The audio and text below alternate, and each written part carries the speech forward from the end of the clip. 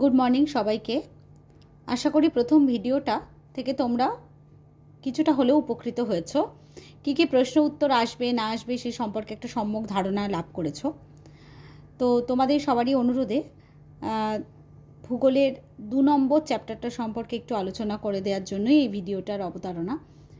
তোমরা এই ভিডিওটার শেষ পর্যন্ত থাকো এবং 2 নম্বর চ্যাপ্টারটা থেকে কি প্রশ্ন আসতে পারে তার একটা ধারণা এই ভিডিওটা থেকে তোমরা পাবে। চলো দেখে নিই 2 নম্বর চ্যাপ্টারে কি আছে।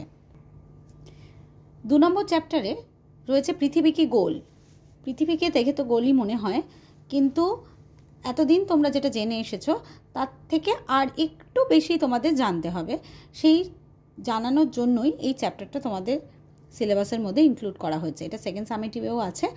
তো এই চ্যাপ্টারটা দেখো, পৃথিবী কি গোল সেই সম্পর্কে নানা রকম উদাহরণ দিয়ে একটা সম্যক ধারণা তোমাদের দেওয়ার চেষ্টা করা হয়েছে।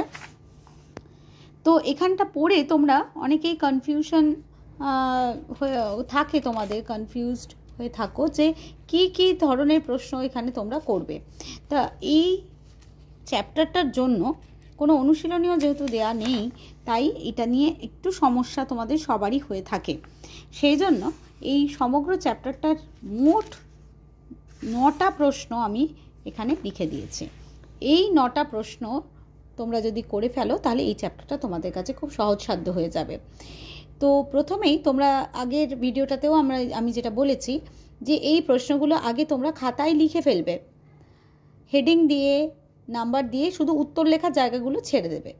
তারপরে আমি এই প্রশ্নের উত্তর বইয়ের এই চ্যাপ্টারে কোথায় কোথায় আছে সেটা একটু বলে দেব, তারপরে তোমরা ওখানে উত্তরটা লিখে নেবে। তাহলে প্রশ্ন উত্তর করে তোমাদের দ্বিতীয় চ্যাপ্টারটিও কমপ্লিট হয়ে যাবে। আচ্ছা, এখানে আশা করি তোমরা এখন তুলে নিচ্ছ। তো আমি এর উত্তরগুলো একটু বলে দিচ্ছি। চ্যাপ্টারটা শুরু হয়েছে এখান থেকে, তো এই পাতাটা তোমাদের একটু রিডিং পড়তে হবে। তো আমাদের প্রথম প্রশ্নটা হলো পৃথিবীর গড় ব্যাসার্ধ। এই উত্তরটা তোমরা পাবে পেজ নাম্বার 16-এ।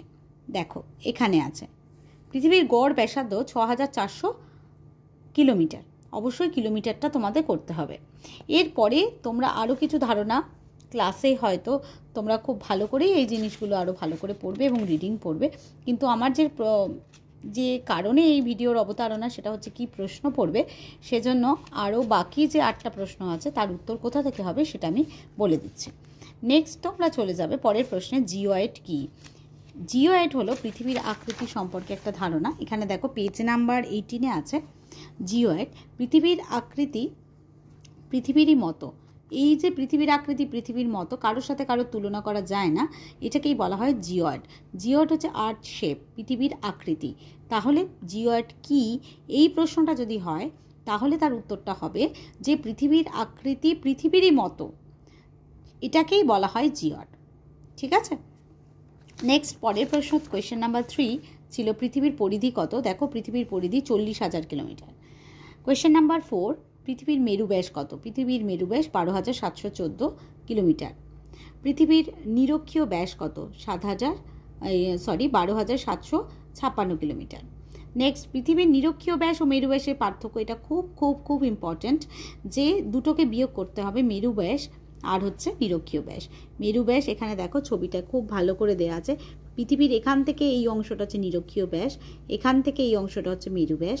তাহলে পৃথিবীর মাঝখানটা স্ফীত, উত্তর দক্ষিণ একটু চাপা। অতএব নিরক্ষীয় ব্যাস আর মেরু ব্যাসের মধ্যে তো অবশ্যই পার্থক্য থাকবে। যদি পার্থক্য না থাকতো পৃথিবী পুরোটাই গোল হতো, কিন্তু পৃথিবী পুরো গোল নয়, এটাই তার প্রমাণ। তো এখানে নিরক্ষীয় ব্যাস আর মেরু ব্যাসের মধ্যে পার্থক্য হচ্ছে 42 কিলোমিটার। এই প্রশ্নটা খুব ইম্পর্ট্যান্ট। নেক্সট কোয়েশ্চেন নাম্বার 7 হচ্ছে পৃথিবীর সর্বোচ্চ স্থান কোনটি। এটা আমরা জানি, সবাই মাউন্ট এভারেস্ট ছোটোবেলা থেকেই পড়ে এসেছি। নেক্সট কোয়েশ্চেন নাম্বার 8, পৃথিবীর সর্বনিম্ন স্থান কোনটি। প্রশান্ত মহাসাগরের মারিয়ানা খাত, যেটি সমতল থেকে 10,915 মিটার নিচু। নেক্সট হচ্ছে পৃথিবীর আকৃতি তাহলে কীরকম হলো।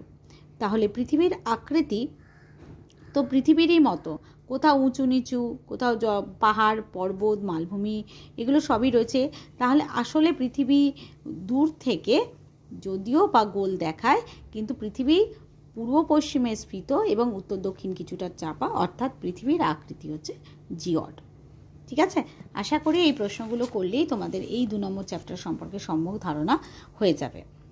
যদি কোনো অসুবিধা হয় অবশ্যই তোমরা কমেন্টে জানাবে এবং পরবর্তী ভিডিওর জন্য চ্যানেলটা সাবস্ক্রাইব করে রাখবে, তাতে তোমাদেরই সুবিধা হবে। আজ এই পর্যন্তই, ধন্যবাদ।